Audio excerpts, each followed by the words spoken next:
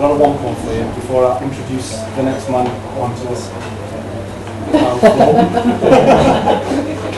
I work in the voluntary sector, and does anybody here work in the voluntary sector?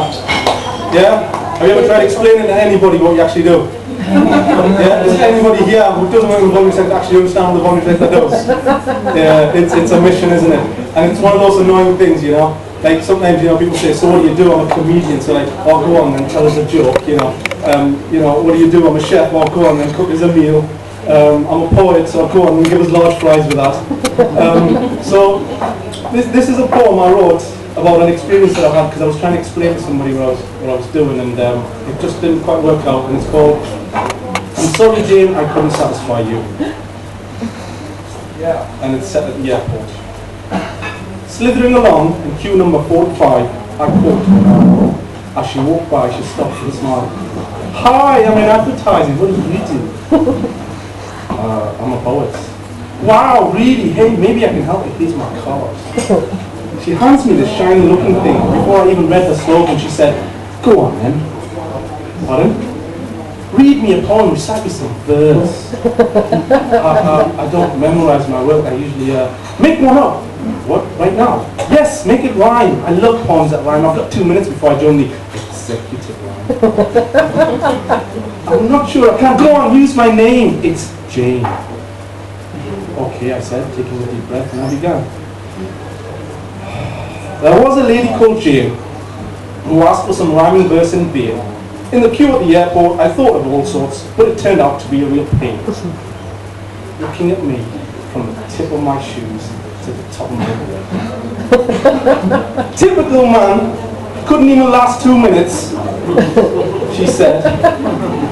I stood emasculated as she dragged her baggage by its ears, the wheels bleeding towards a fast service line. Safe to say, we didn't stay in touch.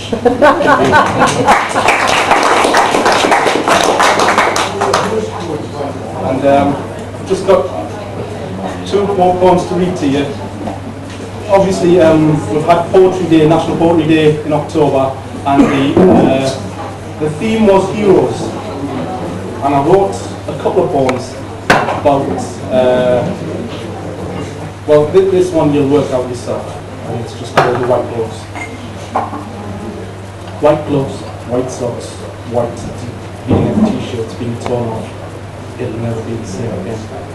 The man died, but it didn't change the tide. The sun kept moving in the bright blue sky, opening gloriously for another day. However, on the other during the custard hand, everyone had to know it was true, and the internet for a moment, it broke. Shimmering sequin shirts, moves mechanically mesmerizing, tilted hats, gold suits and jetpacks, points to the sky with Xavier glasses on. That's where the story was going. It'll never be the same again. Thank you. Of course, Michael Jackson, just in case you didn't work it out, for you slightly younger people. This one, I wrote this because I was at a meeting and somebody asked who inspires you. And it sort of came out the blue, and it's about my dad. And he came to this company in 1969, and he had no intention of staying. And August this year, he'd been here for 40 years. He worked all his life, and he worked very hard, taught himself English, and he always told us to be the best we can. And he's always been an inspiration. He suffers from Parkinson's now, and sometimes it's a bit difficult to see him like that. But I wrote this about my dad and the advice that he gave me, and it's called Dad's Smile. I'm watching him, his hands shaking. Chrome-rimmed bifocal lenses sit on the ridge of his nose. He smiles and asks, "Are you happy?" I want to kiss his hands and say thank you. "Yes, Daddy G, I'm doing good." His smile widens. See what an education can do for you. I want to hug him for not giving up on me. I know that. "They can't take it away from you," he began. "You can do whatever you like. No might can take your mind. No strength can diminish your intellect. I did what I did. Now you go and do your best, my son." Thank you very much. It's my pleasure to introduce